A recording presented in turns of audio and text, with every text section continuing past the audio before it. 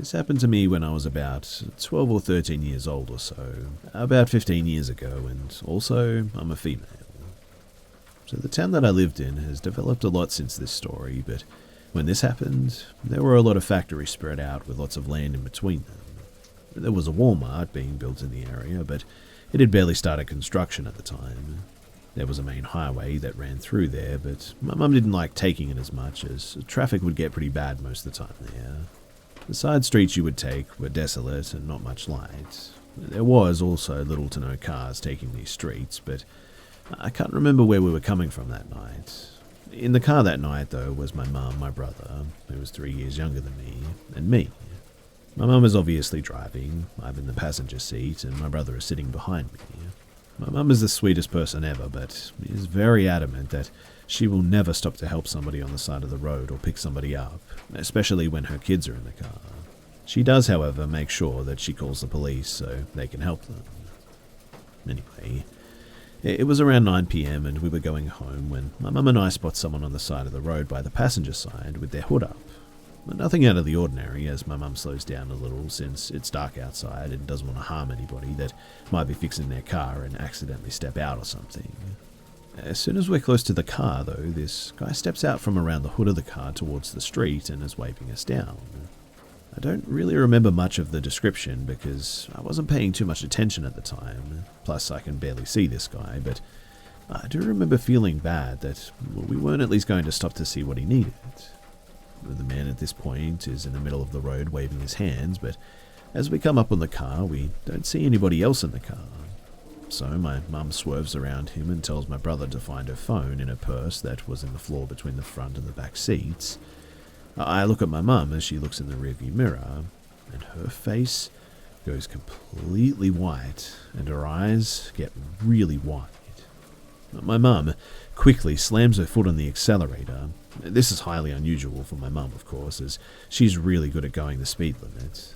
But at this point, I knew that something was very wrong. My mum's voice goes high, and in a panic, she's asking my brother where her phone is. I'm yelling at her what's going on. All this chaos is freaking my brother out, and with him being so little, he's now crying and can't find the phone.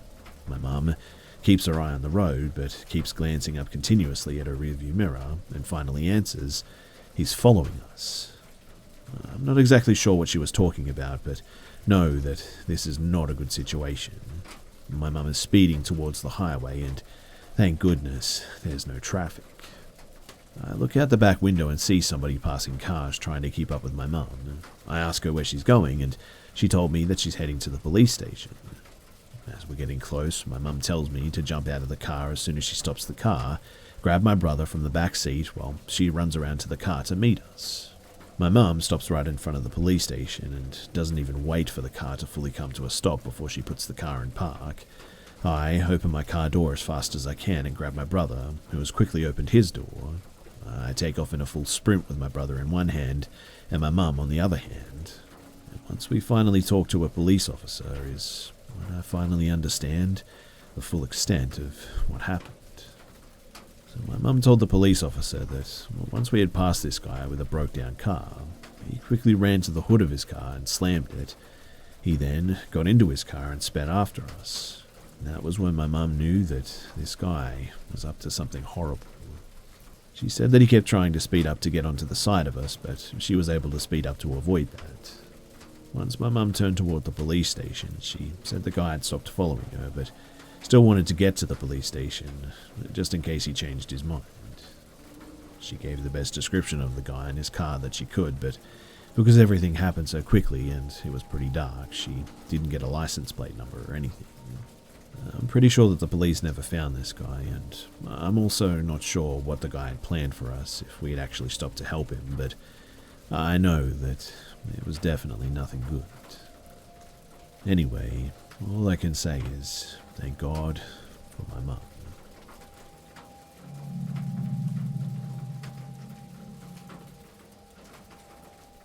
I've sort of debated sharing this because, well, I know it sounds crazy, but it did actually happen, and my ex experienced it as well.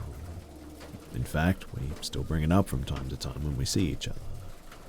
So, I used to live on the EBCI reservation in the Smoky Mountains. There's a spot called Thomas Divide, and it's been known for decades to have sort of unexplained floating orbs and all sorts of weird things. You're supposed to pull off at the lookout, flash your lights 3 times at the mountains, and just wait there. It's a known phenomena that's even been written about, but one night, my ex and I decided to go and check it out. We drive up to the pull-off at night, park on the left part of the clearing, turn off the vehicle, flash our lights 3 times at the mountains below, and then we wait. It's dark out, but the pull-off has basically a gravel clearing surrounded by woods, and the moon was full, so you could see the whole area pretty well. We could both see the entire area around the car, and there was nobody else there. We both had our windows rolled down. Most of the pull-off area that we're in is to the right, since we pulled in more to the left, and we're facing toward the mountains now. We were just talking, having a nice time, and my ex flashes his lights 3 times again since nothing had happened yet. I have my arm hanging out my window, and I'm just looking up at the stars, and I sort of loudly announce that this is stupid and that nothing is happening. And well, immediately after my announcement, we start hearing the sound of footsteps at the end of the clearing, heading in our direction, toward my side of the car. They were coming fast, but sounded light and quick, like they belonged to a small person, so maybe like a child running? I am skeptical at first and figured that there must be an explanation. It's quite bright from the moon, so I can see everything, but I'm just not seeing anything running in my direction, although I can clearly hear the gravel crunching and the sound of footsteps. I start hanging out my window, straining to see what could be heading in our direction, because obviously there must be an explanation, and I want to see what's coming towards us. The footsteps eventually come right up to my door too, and then something physically hits my door. Mind you, I'm actually hanging out my window at this point, looking at my door and the ground next to it, and I never saw a thing. However, whatever invisible thing that ran up to us to hit my door with enough force that it made a banging sound, like someone had punched it, and the car rocked slightly, you could see and hear the impact, but couldn't see what made it. I know it sounds crazy, but I swear to you that this is exactly what happened. My ex's eyes got big and asked if it was me that did that. He thought that I was playing with him, though he had heard the footsteps and knew that those had nothing to do with me. And I told him no, that I didn't do that. And at that, he reversed his car as fast as possible and sped out of there and back home as quickly as he could. He was looking all around outside as well as once we heard the footsteps, but he never saw a thing too, or what was making the footsteps either. He could only hear them like I could.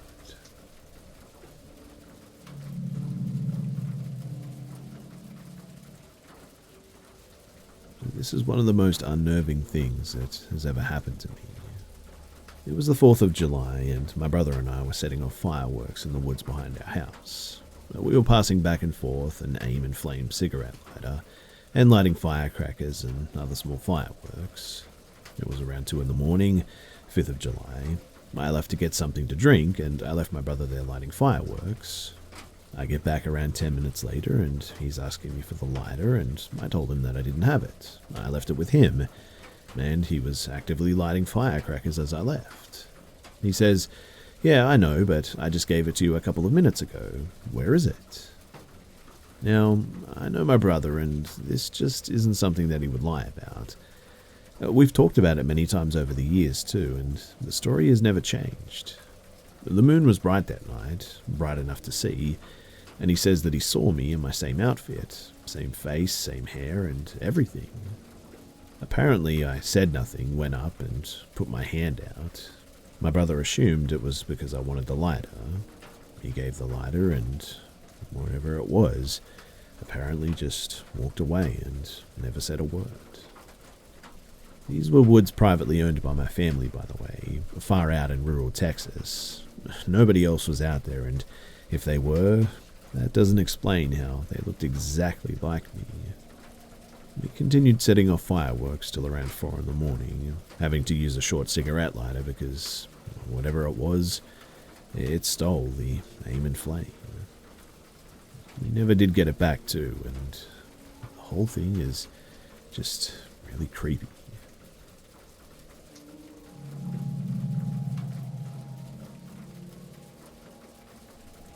So I was out walking in the woods at an ungodly hour of the morning one day. I believe it was around 1 or 2 in the morning, and last year I was working at a church youth camp in Wisconsin. The camp was on 2 sides of the highway, and a tunnel underneath the highway connected the 2 sides of the camp, so the campers could more readily access the other side. My then girlfriend and our friend, they liked to walk the woods at night after we were done with work. The first time we had done this was pretty terrifying because we were startled by a fox barking. The deer in the woods were fairly docile and didn't spook easy, but we soon learned to identify the sound of the fox, and we actually saw it several times. Now one night it was just me and my ex-girlfriend walking through the woods, and as we rounded a corner in the trail, I noticed movement in the field by the tunnel and sort of grey shapes there. I assumed that they were deer and pointed them out to her. We continued our walk past the tunnel, but just as we passed the entrance to the tunnel, maybe about 20 yards, we heard the most horrendous screeching that we've ever heard. It sounded as if someone was being strangled, in fact. It didn't sound at all like a fox, but in the end we just sort of walked away quickly and shrugged it off. We continued up the road when all of a sudden I had a weird feeling and turned about to see a tall figure standing in the road. It seemed to be dressed in all white and was all sort of hazy-like. I honestly wondered if I was just a little too tired and was seeing things at first, so I poked my girlfriend and asked her to take a look behind us. But she immediately noticed it too. Something we both noted, though, was that our eyes kept sliding off the figure. We couldn't sort of keep our vision centered on it, which was really strange, but I was thinking this, and she voiced it without me saying anything. I pulled my hunting knife from its sheath, but somehow I just knew that it wasn't going to do anything. Without looking away from the thing, I said, "Let's go now." We backed away and then started running. We didn't stop until we were back to the cabins, but when I got back inside the cabin, the guy in the bunk next to me was still up texting his girlfriend. I quickly told him what we had seen, and he looked at me and said, "That's why I don't go out at night." And after that, I just never went back out into those woods at night again. And when I talk about this, I still get chills and a bit of a nervous feeling, to be honest. Now, we had no drugs or alcohol, and we were both under 21 with no mental health issues, and we were working at a church camp with strict policies, so I have no idea what it was, but to be honest, I don't know if I want to find out either.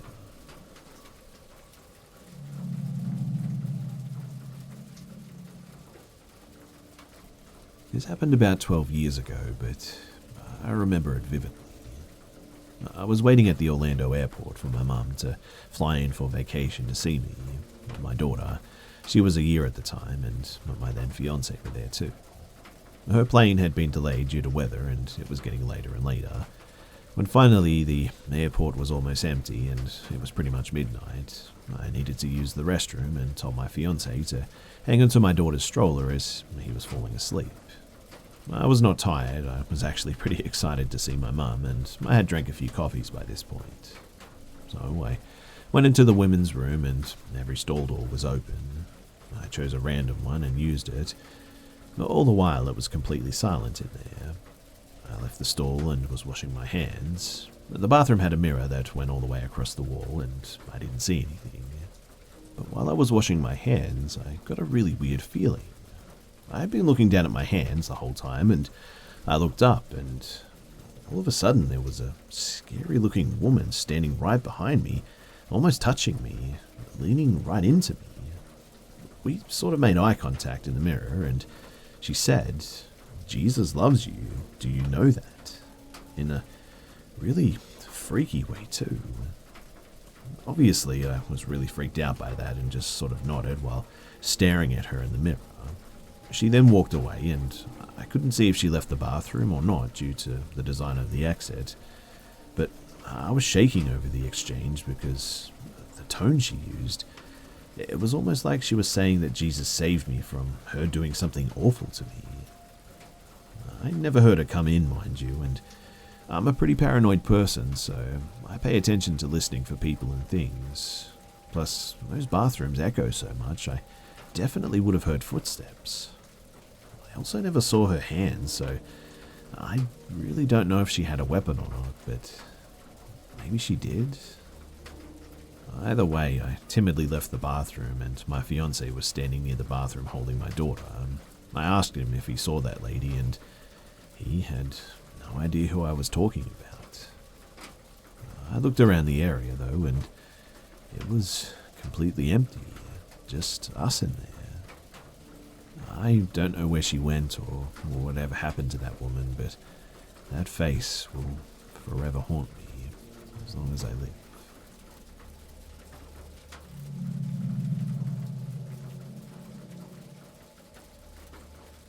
So, this is going to be a really long story because it took place over the span of about a year, and I'm going to tell you as much detail as I can. Honestly, though, I know that it sounds so much like a horror movie script that I won't blame you in the slightest if you don't believe a word of it. I've never shared this on the internet before, but all my friends know about this series of events. I'll also try and keep this as coherent as possible and give some backstory. So, here goes nothing. I'm 30 now, and when I was in my teens and early 20s, I was really into weird stuff. There's a few local shops that sell unusual oddities and antiques, like art made from dead animals and skulls and pickled specimens, things like that. I started pickling my own specimens around age 20, when I figured out that it wasn't that hard. I did have some articulated skeletons, but stuff that I was really interested in was the supposedly cursed stuff. I bought things people claimed were cursed on eBay, and even drove to different states to buy things from people they claimed were haunted. I bought 3 different diebuck boxes supposedly cursed from eBay. I bought numerous haunted dolls, whatever I could find really. I had some weird taxidermy items too, like a couple of 2-headed baby chickens, a snake with 2 heads, etc. I had a few things that I wasn't supposed to have either, but I won't go into those ones. Long story short though, nothing weird ever happened. Not a thing. I never had one unusual, creepy experience with any of this stuff. I should also start this off by saying that I've never really believed in the paranormal or supernatural. Like, I wouldn't say that I'm a skeptic or anything, because I think to use that term you have to go into something deciding that it isn't real and operate from that perspective. I'm fine with saying that I have no idea what this is and I can't explain it. I also won't say that I don't believe in ghosts because I don't really know what a ghost is supposed to be. I've always been into aliens and was really obsessed with them when I was younger too, but still never fully believed in them. I just kind of liked the idea of them. I'd never seen one or seen any real proof of one, despite poring over documentary and late-night History Channel binges. So, on the subject of all things paranormal, I guess you could say that I'm kind of like Fox Mulder, and I want to believe, but never really did. Anyway, needless to say, after the following series of events, my mind is a lot more open now, though I won't pretend that I can tell you exactly what was going on. So, I'm like 21 years old and I'm working at Walmart at the time, and we had these steps that we would smoke on that were outside the tyre shop that led up to another parking lot for a different building. I went out to smoke one day and was by myself and sat at the top of the stairs. As I was smoking, I noticed a paper bag sitting kind of underneath one of the bushes that was there. I don't know why, but I looked in it. I was expecting to find some sort of empty beer bottle or something, but inside of the bag was a porcelain lamb. It wasn't particularly creepy looking, to be honest. It didn't have bleeding eyes or whatever. It just looked like something that would be on your grandma's shelf. It had a red ribbon around its neck and looked really new, and when I picked it up, there was a note underneath it in the bag that said, "Take me home, I'll be a good little bitch, I promise." No, really, that's what it said. It was written in red ink, and it kind of looked like female handwriting maybe. Really neat anyway. It was written on one piece of torn-out standard notebook paper, and again, I know how stupid and cliché that note sounds, but that's actually what it said. So, of course, me being me, I bought the thing inside Walmart and stashed it under a register because I was totally going to take it home, obviously. I showed it to my friend who was working there and was kind of like, "Dude, look what I just found outside. And look at this note." And he was like, "You probably should not take that home." But of course, I was going to. I mean, I live for that kind of stuff. Anyway, as soon as I set it down, I realized that it was actually a music box because I jarred it enough that I guess I made it start playing. I looked at the bottom of it, and it had one of those metal twist pins that you kind of wind up and it plays a tune. So I turned it on, and honestly, it was the least intimidating melody that I'd ever heard. It wasn't creepy at all. I was actually getting legit disappointed too, because if you wanted to pull a prank on someone with some scary object, this thing was just doing it all wrong. I don't know what the melody was too, I'd never really heard it before, but it was in no way ominous. Fast forward to the end of the workday though, I get in my car, come home, and show my then girlfriend this item. She was into all the same weird stuff that I was, so she was equally excited about this weird find. We cleared a space on her dresser for it, and from then on we just referred to it as the lamb. And shit started going down immediately, like literally the next day. So, me and my ex didn't have the greatest relationship, and I spent most of my time in the living room. She hung out in the bedroom. I'd work until around 11 at night and get home and stay on my computer playing games until like 3 in the morning. Then once she was asleep, I'd go into the bedroom and I'd go to sleep too. This way, we didn't really spend that much time together, and we both quietly preferred it that way. The very next day, I'm sitting in the living room and I hear a rustling sound coming from the kitchen. I could see the entire kitchen from where my computer was, and I assumed that it was one of our 2 cats maybe messing with something. But both cats were actually on the floor staring at the kitchen, just as confused as I was. The sound seemed like it was coming from on top of the fridge, and it sounded like something was rustling around the cereal boxes and the bags of chips and such that were up there. I assumed at first that it was a mouse because we'd found a mouse in the house before, the first specimen I ever pickled myself actually, and went over to the kitchen to check for this mouse. I turned on the light, and as I walked into the kitchen, I heard what could only be described as the Grudge noise. I've only ever seen The Grudge once because it was one of the only films that ever actually really scared me. I'm not easily frightened and generally don't care much for horror movies, but something about that long frog croak sound of The Grudge really freaked me out when I was younger. The only similar thing that's ever really scared me, recently anyway, was the screaming bear in Annihilation. But anyway, I started walking toward the fridge, and I'm totally hearing this Grudge noise. This is only impactful too, because this is literally one of the only things I've ever really been afraid of, and it was coming directly from the top of the fridge where the rustling sound had been. I froze dead in place, and so did my cats. They didn't want to go anywhere near that thing either. I had no idea what to do. I was literally on the verge of passing out. So I tried to articulate this in my head, and I decided that the fridge must be broken, and that a fan or something in it must be making a grinding noise. I crammed that thought into my head, and I sat back down in my chair and put on my headphones. I did leave the light on though, I'll admit. Normally I would just sit in total darkness.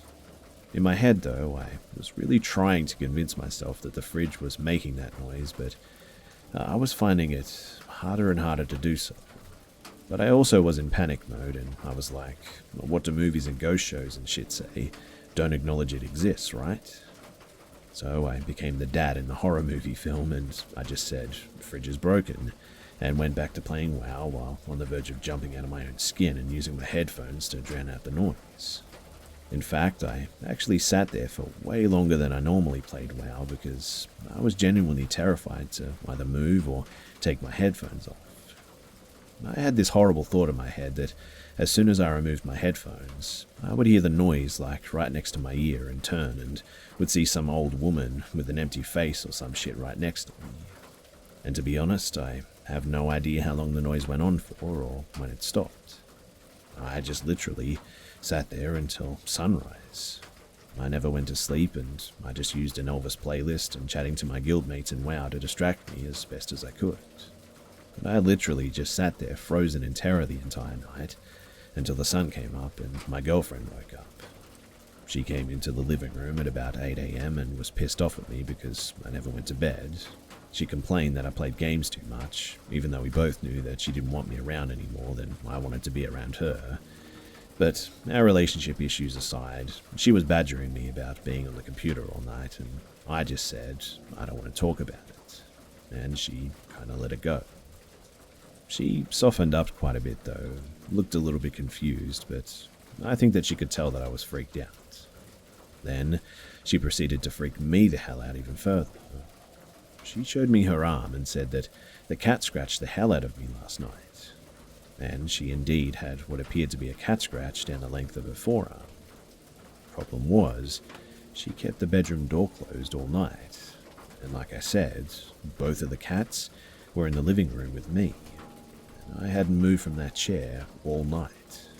In other words, no one let the cat in the bedroom. They were in the living room with me the entire night. In fact, when sunrise finally came, they were still almost in the exact same spot, staring at the kitchen that they had been when I went back to playing WoW. I didn't say anything about it though. I just said, oh dang, and felt like I was about to be sick. But since I hadn't slept, I called into work that day, even though in reality I just really wanted to leave. So I did an unusual thing, and me and my girlfriend went bowling for the day, then to a movie, and then we went to dinner, and I was clearly acting weird because we never really did anything together, and I was clearly trying to avoid the house. I actually asked if she wanted to go night fishing, and she finally asked me what the hell was going on. I didn't tell her though. I didn't want to really talk about it. She declined my generous offer to fish in the dark though, and we ended up just going home.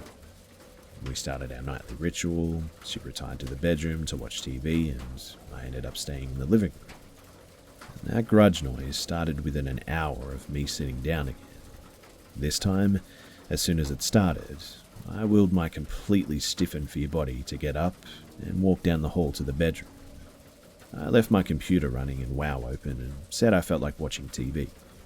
My girlfriend again remarked that I was acting weird, and I again declined to talk about it. I couldn't hear the grudge noise from the bedroom, which I was thankful for. I took some Benadryl and went to sleep when she did, which was hours before I normally went to sleep. The next day I went to work, and at around 9 p.m, she called me. I was the manager of the toys department and had a bit of a leeway in using my phone since no one really supervised me. So I answered, and she was on the phone freaking out. She was screaming into the phone, and I could hear knocking in the background and couldn't really make out what she was saying. Finally, I made out a sentence, and she was saying, "There's banging, someone's trying to get in through the walls." Well, I left work and I drove home and stayed on the phone with her the whole time, and at some point on my drive home, she left the house and started running down the street. I picked her up in her pajamas as I was driving back, and she said that someone was trying to break through the walls. She heard banging on the walls of the bedroom, and by this point, I was pretty fucking certain that I knew exactly what she was hearing, but I still didn't want to say anything about it. I wanted to calm her down, and I told her that it must just be squirrels. I said that I'd seen some squirrels going into a hole the side of the wall and was afraid that we might have them in our walls, in fact.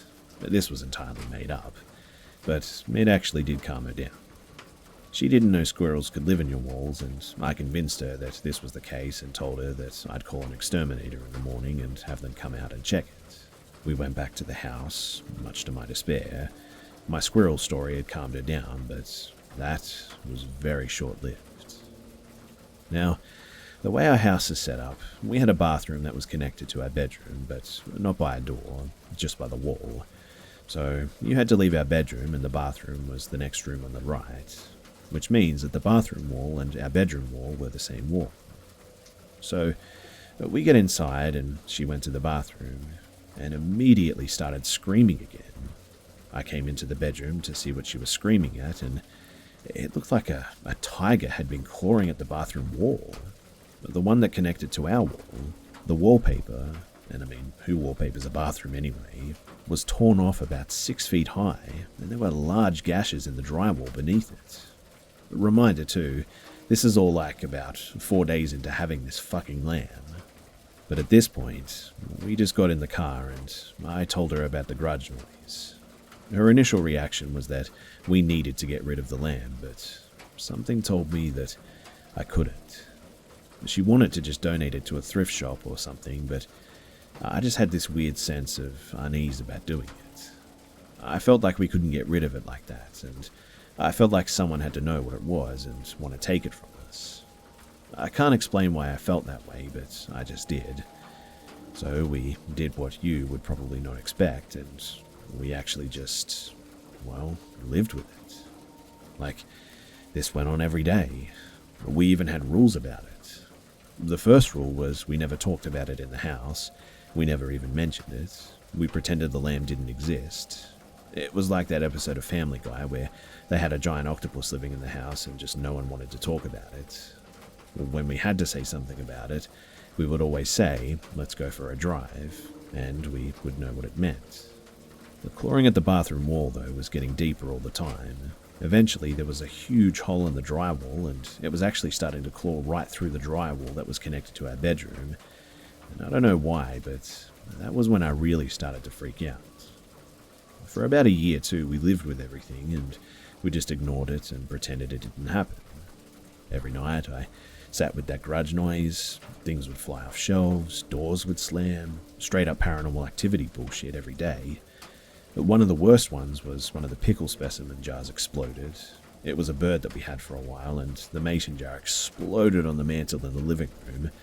Glass went everywhere, and it took hours to find it all.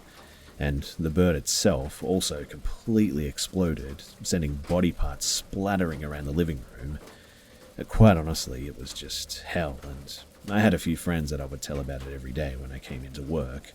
Like, they'd ask for updates on what the lamb had been doing, and I'd tell them whatever freaky story we had for the previous day, because it was literally a daily occurrence at that point. But eventually it all came to a head, and we just couldn't ignore it anymore. My girlfriend was waking up with bruises and scratches almost every day, and it actually started to look like she was self-harming. She had a lot of piercings and tattoos, so she wasn't too troubled by the pain, but she didn't really enjoy having to wash blood out of sheets every day. And when it got too much was when I was sitting in the bathroom browsing on my phone, and I heard a female voice say, "Hey, come here." So I finished my business and walked into the bedroom and said, "Did you call me?" And she replied with, "I was really hoping that was you."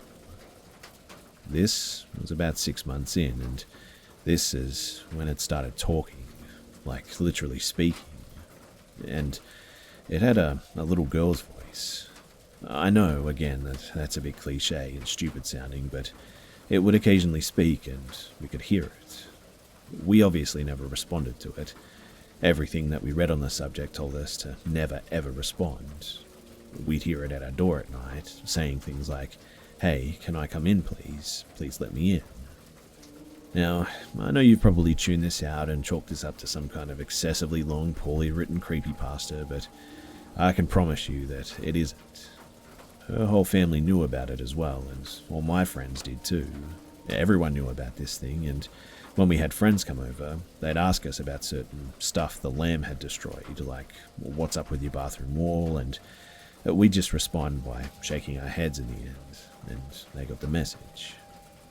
Eventually no one came to our place anymore. Everyone said that it freaked them out to be there, and they were terrified just to walk in. Even her parents stopped coming over. Her mother wouldn't even drive down our street. But still, though, we ignored it, as best as we could anyway. Until one night, when I'm sitting on my computer, and a voice right behind me says, "Hey." I thought it was my girlfriend, so without turning around I said, "Yeah, what's up?" And the voice responded, "Nothing." Then I realized that it wasn't her voice. I spun around, and nothing was there. But I knew then that I just broke the cardinal rule, and I had fucking talked to it. I just about shat a brick, grabbed my girlfriend and told her what I did while we drove around in the car. She proceeded to call me an idiot for an hour and asked what we were going to do now. And so I finally decided that it was time to Google local paranormal investigators. I contacted a local paranormal investigation agency and sent them an email with a more condensed version of everything that I just told you guys. They responded in a few hours and asked me to send them a picture of the lamb. And that was the first time since the day that we set it down that I'd ever really touched it. Also, I should note that it just didn't collect dust for some reason. But I put it in the middle of the kitchen table, grabbed my camera and took some pictures of it. I sent the pictures away in an email and then nothing. Until this point, these people had been responding to me in a matter of hours, and now suddenly a whole day had gone by. Then 2 days, and in those 2 days, everything had escalated tenfold. What I mean is that the house was never quiet now. The garage noise could be heard outside of the home, and it just never stopped. Half the electronics didn't work, the TV barely worked, it would flicker on and off all the time, the power would go on and off, the taps would start running and then close, and the garbage disposal would turn on, the doors were slamming and opening non-stop. It was completely out of control, and we just couldn't even stay in the house anymore. Mind you, I wasn't rich. I'm living on a Walmart salary here, but we did get a hotel room. And I brought a laptop and I emailed the paranormal investigators again. And they replied to me this time and told me that the lady who answers the emails, who was also like their medium or whatever, and that when I sent her the pictures, she locked herself in her house and has refused to come out for the past 2 days. They told me that they were very sorry, but whatever I had was out of their league. So, great, right? My house is possessed and now it's gone apeshit because I talked to it, and the paranormal investigators don't even want to fuck with it. I actually contemplated calling a priest or something, but I'm not religious and I didn't know if I would have to have faith in the Lord or something or whatever for it to work. So I contacted another paranormal investigation company in the area and sent them the same pics and basically begged them for help. And this time, they actually responded and were helpful, and they drove down from about 2 hours away to help us. When they showed up at our house, nothing was happening. The doors were all closed, no sounds, nothing. And then they busted out all of these gadgets that I'm not going to pretend that I knew what they did or why they were there for. Some had lights though, and some made beeps, and some buzzed. One made little lasers all over the house, and they had recorders, microphone equipment. They saged the house, walked around waggling electronics at various locations, and I don't know exactly what the hell they were doing, but I at least appreciated that they seemed to be trying. The strange thing though is that they weren't getting anything. Nothing was happening. I even recorded bits of it on my camera, and then all of a sudden, stuff did happen. My camera quit working just out of nowhere. The battery just literally KO'd. All of their noisy equipment started making noise, and there were 3 people, and they started talking to it like, "If you're here, give me a sign." And then they asked for it to knock on stuff, and this all went on for like 2 hours. Eventually they wrapped up, and the woman who was with them said that she believed the thing inhabiting our lamb wasn't a spirit. She said that it wasn't ever a person and it was something else. She said that it was pretending to be a little girl to try and trick us, and the fact that we weren't being tricked was angering it. They left and told me that she'll call the next day, and she said that she knew someone who might be willing to take it. I couldn't fathom who would want this thing, but my girlfriend and I spent the night in the hotel again, and I did intend to get a call from the woman the next day. She said that she had spoken with someone named John Zaffis and that he was excited and wanted the item. I didn't know who that was at the time. She told me that he was the haunted collector, but that meant nothing to me. They said that he had a paranormal museum or something, but eventually they came back to the house, got the lamb, and mailed the thing off to him. Later I realized that this dude had an entire TV show and was the nephew of Ed and Lorraine Warren. And that was basically the end. Once this Zaffis dude had agreed to take it, everything just completely stopped. We never had another weird incident again. I never did fix the bathroom wall though, and we moved out when we split up and left it like that for the people we sold the house to. I wonder what they thought of it. But anyway, on a side note, I recently, the last 6 months, watched the Conjuring movies. In a very short scene in, I believe, The Conjuring 2, there's a shot where the Warren's daughter is sleeping in her bed, and on her nightstand is an identical lamp to the one that I had, and when I saw it, I almost started crying in horror. The one in the film has a blue bow around its neck, and the one that I had I'm pretty sure was red. The one in the film also doesn't appear to be a music box. But before anyone asks, yes, I do still actually have pictures of it that I've sent to the original paranormal team, but unless you really, really want them, I would rather not even touch the memory card that contains them.